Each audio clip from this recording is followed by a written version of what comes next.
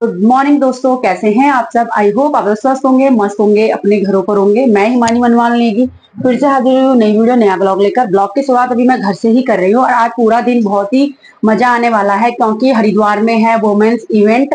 Women's को हमारे हरिद्वार में सम्मानित किया जा रहा है। जगह जगह की वुमेन्स है उत्तराखंड में आई हुई हैं, यानी कि हरिद्वार में। तो वो ही समारोह मैं आप लोगों के साथ शेयर करूंगी। और देखिए महिलाएं कहां से कहां पहुंच चुकी है, किचन से वो स्टेज में जाने वाली हैं।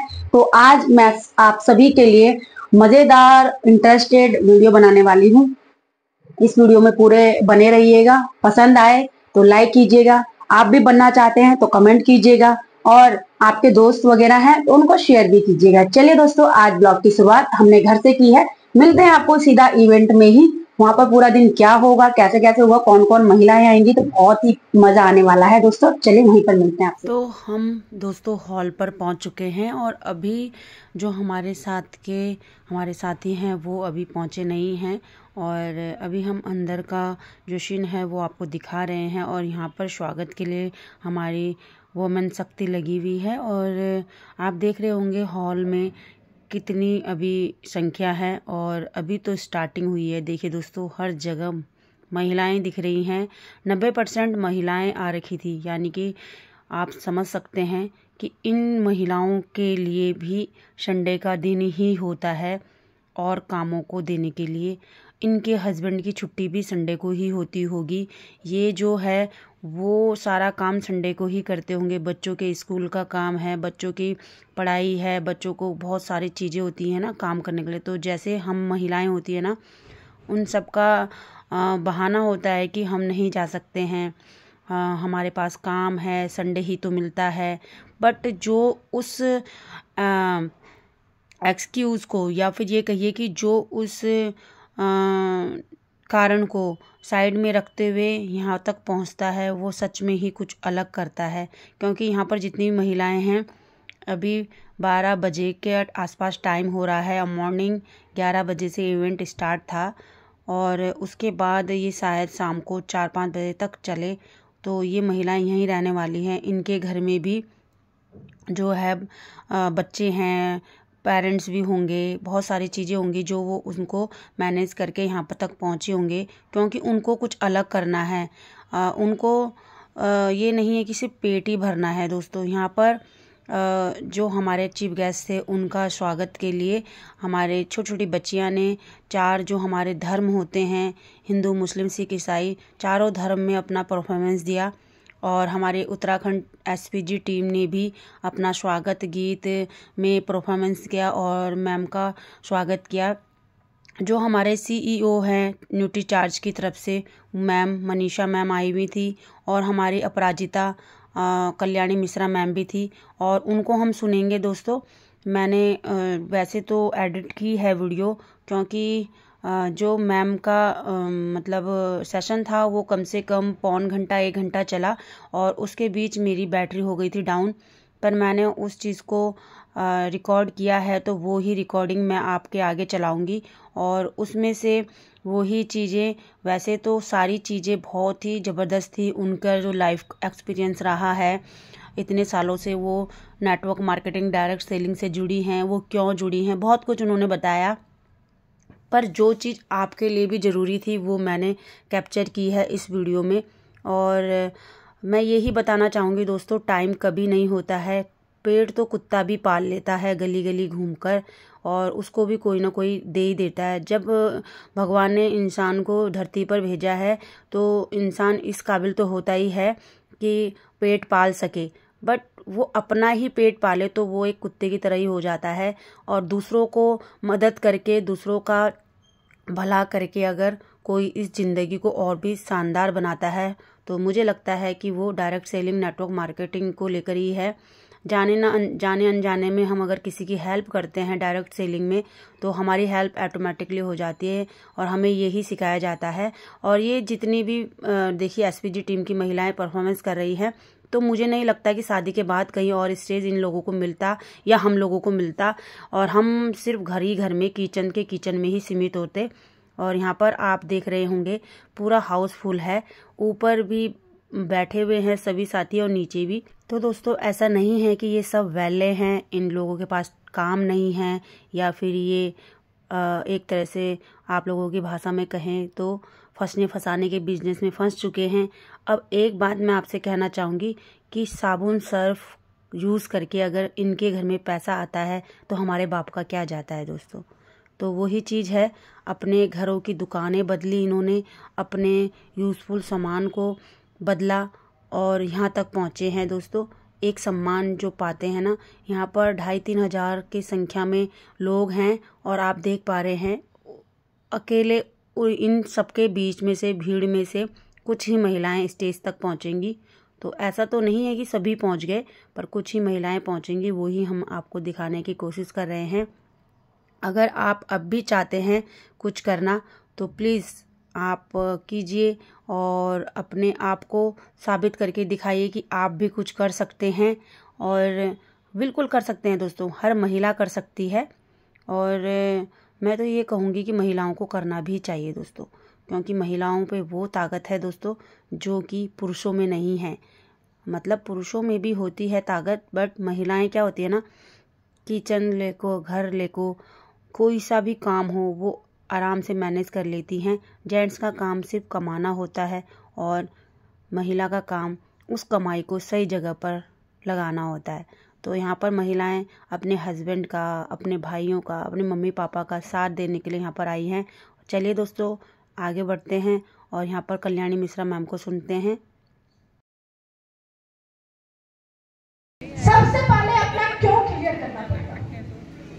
एक ऐसा कारण, एक ऐसा मजबूत कारण जो आपको सोने न दे। रात में नींद में जो सपने आते हैं वो सपने मुंगेरी लाल के हसीन सपने होते हैं, उससे जीवन में कोई फर्क नहीं पड़ता है। लेकिन जो सपने आपकी नींद उड़ा दे वो सपने आपको कामयाब बना सकते हैं। मैं जो होती है ना, आराम से फ्री हो जाती है। पैसा कमाने का काम तो बाप का है, जो कमा के लाके देगा उसी में घर चला लेंगे। लेकिन एक बच्चे को जन्म देने में जो दर्द होता है ना, वो माँ को होता है। इतना दर्द उठा करके आप उसे धरती पे ला सकती हैं, क्या उसके जीवन को बेहतर बनाना आपकी जिम्मेवारी नहीं है?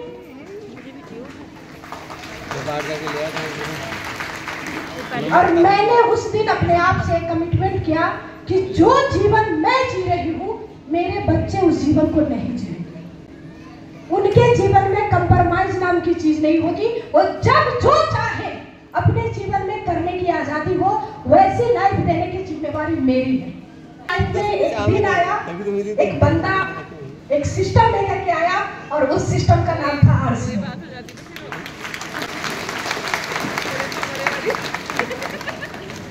जब मेरे जीवन में आरसीएम आया, मैं ऐसे जीवन को जी रही थी कि एक साड़ी तक खरीदने के लिए मुझे सोचना पड़ता था। जीवन में कंप्रोमाइज के अलावा और कुछ भी नहीं था। और वो बंदा जब मुझे आरसीएम के बारे में बताने आया, वो बहुत बड़ी बड़ी बातें कर रहा था। वो बता रहा था इस सिस्टम में जुड़ करके, नमक तेल खरीद करके आप करोड़पति बन सकते हैं, आपके सपने पूरे हो सकते हैं, गाड़ी खरीद सकते हैं, घर बना सकते हैं।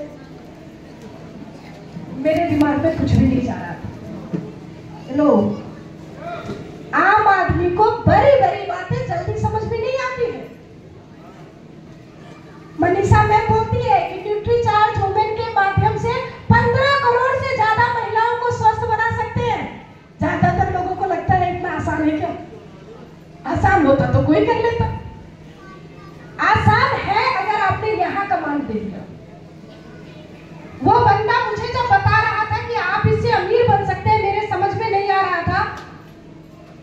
मैं उसको टालना चाह रही थी, लेकिन लास्ट में जब उसने एक बात कही, वो बात मेरे पूरी जिंदगी को चेंज कर दिया। लास्ट में उस बंदे ने कहा कि भाभी जी, इस सिस्टम में जुड़ करके एक साबुन खरीदोगे तो 1 रुपया आपके अकाउंट में आएगा। और ये बात मुझे फटाफट समझ में आ गया, क्योंकि मैं एक सिंपल गृहिणी थी, गुल्लक में पैसे जमा करती थी। और पता है, जिस दिन गुल्लक फोड़ो तो लगता है जैसे कुबेर का खजाना मिल गया, इतनी खुशी मिलती है। मैंने तुरंत जोड़ा कि महीने में 4 से 5 पीस साबुन का खर्च है मेरे घर में, और इसी रफ्तार से अगर खर्च हुई तो पूरे जीवन में 1 लाख पीस साबुन तो जरूर खर्च हो जाएगा। और बचे तो 1 लाख पूरे जीवन में कमाऊंगी, 1 रुपए इनकम नहीं थी अपनी। ये सोच करके मैंने इस सिस्टम की शुरुआत की कि पूरे जीवन में 1 लाख कमाऊंगी। आज के समय ये सिस्टम मुझे महीने का 4 लाख प्लस दे रहा है।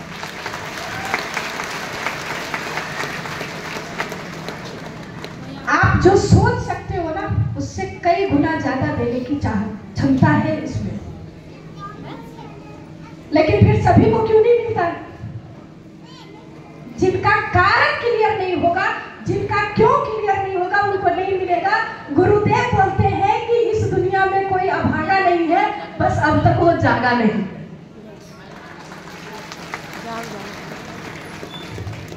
और ये ऐसा नहीं है कि मैं बोल रही हूँ, देखो मैंने जब आरसीएम ज्वाइन किया था, मेरे साथ भी बहुत लोगों ने ज्वाइन किया था। जिसने मुझे आरसीएम बताया था वो आज भी लोगों के घरों में शादियों में फोटो खींचता है। मैंने उससे आरसीएम सुना था, लोग मेरे साथ फोटो खिंचवाते हैं। सिस्टम वही है, कंपनी वही है, अपलाइन वही है, सारे प्रोग्राम वही है, फिर ये अंतर क्यों है? जानना चाहते हैं? अच्छा, क्या बनना चाहते हैं? सपनों को पूरा करना चाहते हैं या घूमना चाहते हैं रोड पे ऐसे? पूरा करना चाहते हैं सपनों को? क्योंकि इस सिस्टम में आप कामयाब तभी हो सकते हो जब आपके सपने बड़े होंगे। 5% मनीषा मैम, आज मनीषा मैम इसलिए है, मुझे याद है जब न्यूट्रीचार्ज वुमेन की शुरुआत हुई थी और एक प्रोग्राम में इन्होंने बोला कि महिलाओं की टीम, तो मैं नाम नहीं बताऊंगी, लेकिन कुछ लोगों ने बोला ये क्या होता है, ये महिलाएं क्या कर लेंगी?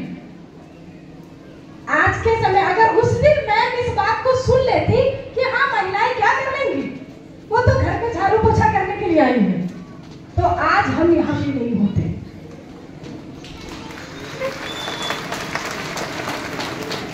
मैं उनका कारण क्लियर था कि आरसीएम को महिला मैं कर देना है, जहां हो वहां बस महिला हो।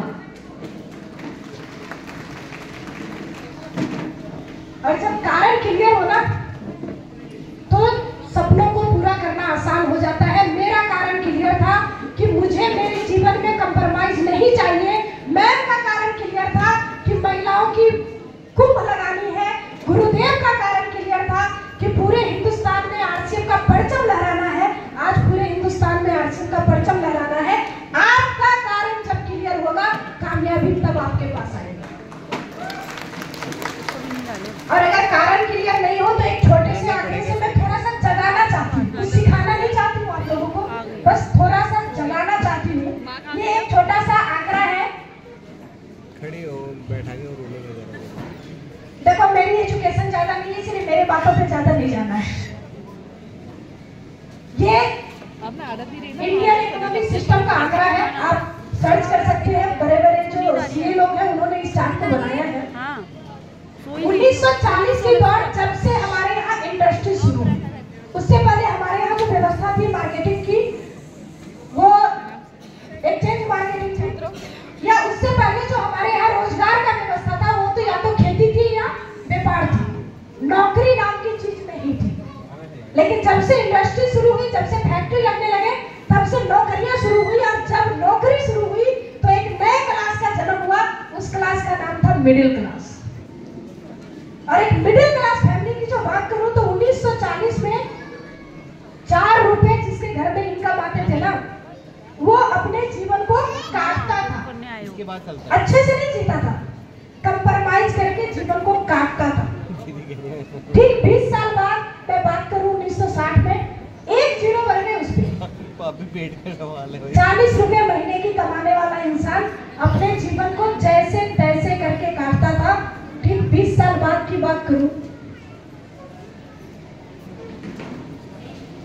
400 रुपए महीने जिसके आते थे। देखो 40-60 का ज्यादा मैं नहीं बोल पाऊंगी क्योंकि मुझे कुछ नहीं पता उसके बारे में, लेकिन 80 की जो दशक है ना, थोड़ा बहुत मुझे याद है, यहाँ बैठे कुछ लोगों को भी याद होगा।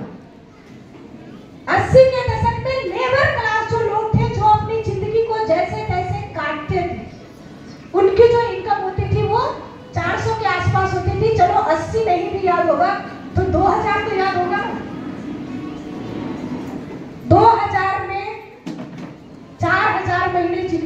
इनकम होती थी वो अपने जीवन को कंप्रोमाइज करके चला लेते थे। ये हर एक 20 साल में एक जीरो बढ़ रहा है ना। अभी हम लोग कहाँ चल रहे हैं? अभी कौन सी दशक में है हम लोग? 2020 के दशक में है। आज के समय अगर बात करूं, एक आम आदमी को अपने जिंदगी को काटने के लिए, कंप्रोमाइज भरा जीवन जीने के लिए भी महीने का 40,000 रुपए चाहिए। अगर उससे कम आपकी इनकम है तो आप जिंदा है वही बहुत है।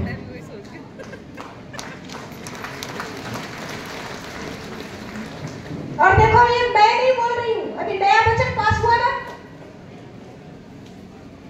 बहुत लोग खुश हुए। 12 लाख महीना आए, साल का आएगा, टैक्स नहीं देना पड़ेगा, टैक्स फ्री।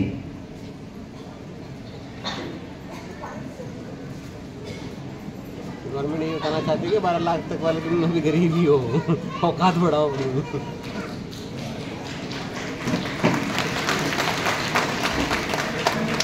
और टैक्स फ्री पे ताली नहीं बजाया था ना आप लोग, इसलिए ब्रेक नहीं किया। लेकिन अब पता है ना, आरसीएम वाले को पता है, प्रधानमंत्री जी बोल रहे हैं कि 12 लाख साल का कमाओगे, टैक्स नहीं देना है। सीधे शब्दों में बोल रहे हैं, औकात नहीं है तुम्हारी टैक्स देने की। सही बोला है। टैक्स देता कौन है? जो और दोस्तों, कैसा लगा आज का ब्लॉग आपको? और इसके साथ ही मेरी हो गई थी वीडियो ऑफ, क्योंकि मेरा फ़ोन हो गया था स्विच ऑफ।